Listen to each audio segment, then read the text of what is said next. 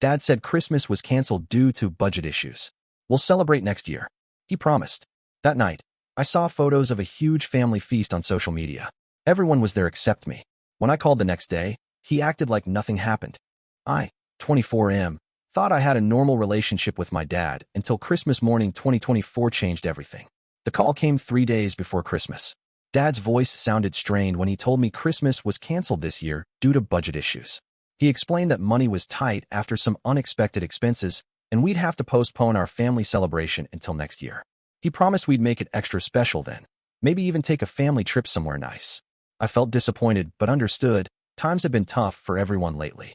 I spent Christmas Eve alone in my small apartment, watching old movies and trying not to think about the empty feeling in my chest. My girlfriend was visiting her family across the country, and most of my friends were with their own families. I ordered Chinese takeout and told myself it wasn't a big deal. Dad had seemed genuinely upset about canceling, and I didn't want to make him feel worse by complaining. Christmas morning felt hollow. I woke up late, made coffee, and scrolled through social media while trying to ignore the festive posts flooding my feed. That's when I saw it. A photo posted by my cousin Sarah at 11:47 a.m. The image showed a massive dining room table loaded with food, surrounded by at least 15 family members. I recognized the house immediately. It was my dad's place. My hands started shaking as I scrolled through more photos. There was my dad, grinning widely while carving what looked like a prime rib roast. My stepmother was laughing with her sister. My half-siblings were opening presents under a tree I'd helped Dad pick out just 2 months earlier. Uncle Mike was there with his whole family. Even my elderly grandmother, who Dad always claimed was too frail to travel, sat at the head of the table wearing a festive red sweater. The timestamp on the photos showed they were taken the night before, Christmas Eve. While I was eating lo mein alone, my entire family was celebrating without me. The budget issues Dad had mentioned were nowhere to be seen. The spread looked expensive, with multiple courses and what appeared to be professionally wrapped gifts stacked high. I screenshot every photo, my heart pounding harder with each image. In one picture, I could see my stocking hanging on the mantle, the one with my name embroidered on it that my grandmother had made years ago. It was empty while everyone else's bulged with gifts. The symbolism felt like a punch to the gut. Sleep didn't come that night.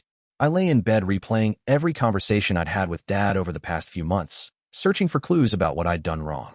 Had I offended someone? Forgotten an important event? The questions consumed me until dawn. I waited until noon the next day to call him. Dad answered on the third ring, his voice cheerful and relaxed. He asked how my Christmas had been, and I told him it was quiet. When I mentioned seeing the photos online, there was a brief pause before he launched into an explanation about how my stepmother's family had surprised them with an impromptu gathering. He claimed it wasn't really a Christmas celebration, just a casual dinner that happened to fall on Christmas Eve. The lie came so easily to him that I almost believed it myself. He insisted the photos made it look bigger than it actually was, and that they'd barely exchanged any gifts. When I pressed him about the elaborate table setting and the Christmas tree, he became defensive. He told me I was reading too much into social media posts, and that I should know better than to believe everything I saw online. That conversation lasted 23 minutes. I know because I recorded it on my phone, though I didn't tell him that. By the end, Dad had somehow made me feel guilty for questioning him. He reminded me of all the times he'd helped me financially and suggested that maybe I was being ungrateful. The manipulation was so smooth I didn't recognize it until hours later. The next few days passed in a blur of anger and confusion. I couldn't stop thinking about my empty stocking and the way Dad had looked so happy in those photos. I'd always been close with my family, or so I thought. This felt like discovering I'd been living in a completely different reality. New Year's Eve brought another social media post, this time from my half-sister. She'd shared a photo of all the Christmas gifts she'd received, thanking Dad and her mom for such a generous holiday. Among the presents was an expensive gaming laptop I'd mentioned wanting during our last family dinner in November. The same laptop Dad had told me was too pricey when I'd hinted about it for Christmas. That's when I decided to dig deeper. I created a fake social media account and started following my extended family members. What I discovered over the next week made my stomach turn. This wasn't an isolated incident. Looking back through months of posts, I found evidence of multiple family gatherings I'd been excluded from. Birthday parties, barbecues, even a family reunion last summer that I'd never heard about. The pattern was clear once I knew what to look for. Every event included Dad's new wife's family and my half-siblings, but I was consistently absent. In group photos, there were obvious gaps where someone had been cropped out, likely me from older photos they'd reused for holiday cards. I confronted my cousin Sarah first, since she'd posted the original Christmas photos. She seemed genuinely surprised when I told her I hadn't been invited. She assumed I'd been busy with work or my girlfriend.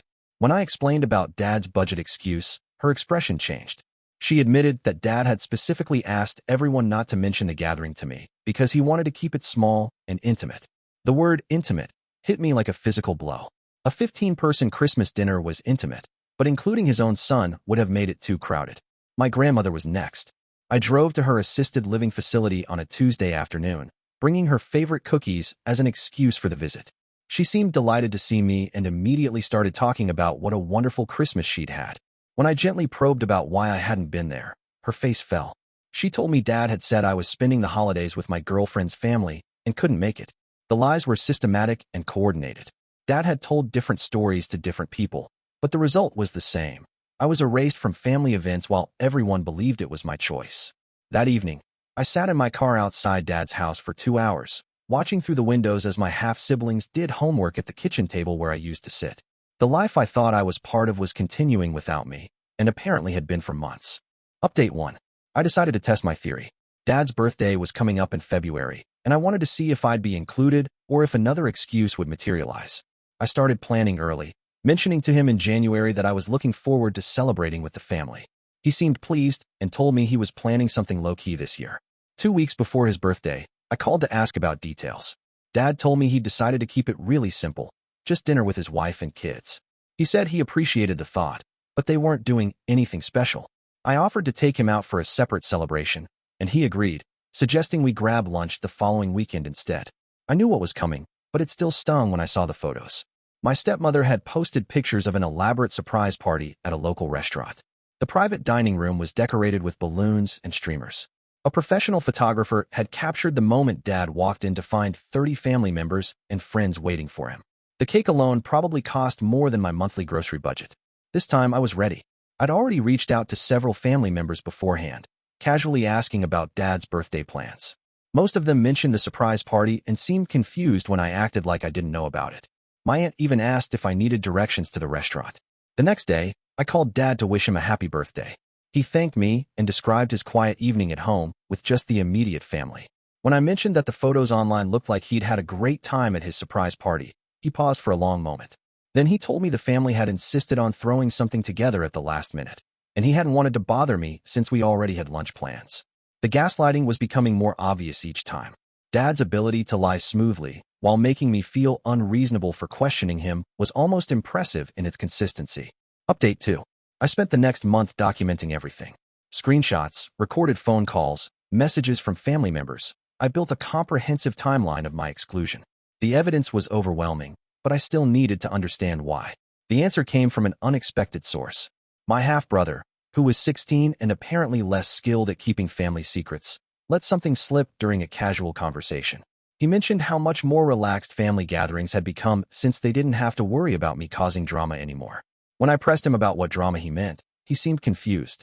He told me that Dad and his mom had explained that I'd become difficult and demanding over the past year, always complaining about money and making everyone uncomfortable. According to them, I'd been excluded from events because I'd specifically asked not to be invited to things where I might feel financially pressured to contribute. The narrative they'd constructed was brilliant in its simplicity. I was the problem, too proud to admit I couldn't afford family events, too sensitive about money to be around gift exchanges, too dramatic to handle casual gatherings. By excluding me, they were actually being considerate of my feelings. My half-brother genuinely believed he was protecting me by not mentioning family events. In his mind, bringing them up would only make me feel bad about missing out on things I'd asked to avoid. I realized then that Dad hadn't just excluded me. He'd systematically rewritten the family narrative to make my absence seem like my choice. Every family member had a slightly different version of why I wasn't around, but they all centered on the same theme. I was the one who'd pulled away. Update 3. Armed with this knowledge, I crafted my response carefully. I wasn't interested in dramatic confrontations or burning bridges. I wanted something more surgical, a way to expose the truth that would make denial impossible. I started by reaching out to family members individually, sharing the evidence I collected. I sent my cousin Sarah the recording of Dad claiming her Christmas photos showed a casual dinner, not a real celebration. I showed my aunt the screenshots of Dad's lies about his birthday party. I presented everything factually, without emotional commentary, letting the contradictions speak for themselves. The responses were immediate and telling. Most family members were genuinely shocked to learn about the systematic deception. Several admitted they'd found my sudden absence from family events strange, but had trusted Dad's explanations. My grandmother was particularly upset, saying she'd been asking Dad for months why I never visited anymore. Within 2 weeks, I started receiving invitations directly from family members. My cousin asked me to her daughter's birthday party. My uncle invited me to a barbecue. My grandmother requested that I visit her more often. The family network Dad had controlled was routing around him.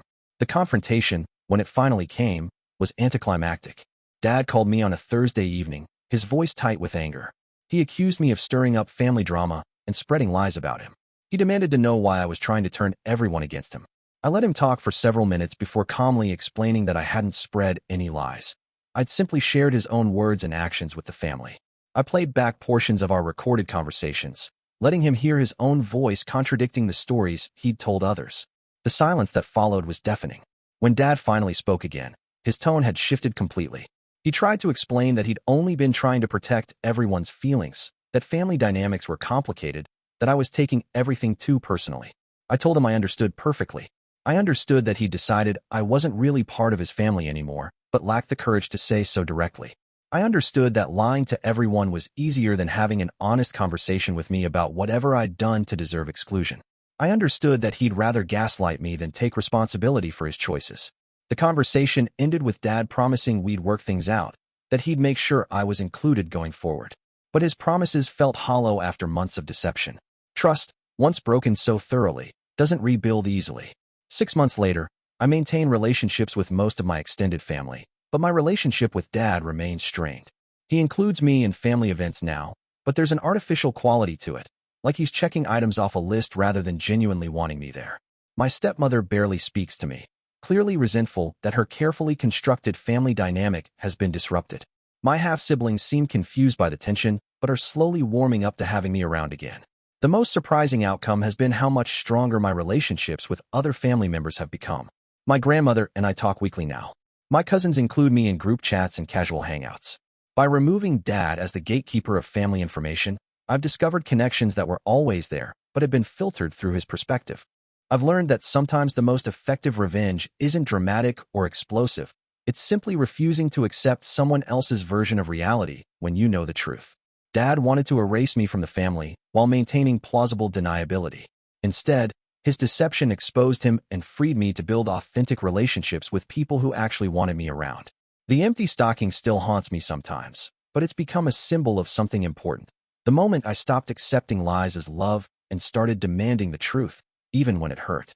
That Christmas morning, sitting alone with my Chinese takeout, I was more included in my real family than I'd been in months of manufactured gatherings where I was never truly welcome. Some gifts, it turns out, come wrapped in painful truths rather than pretty paper. But they're often the ones worth keeping.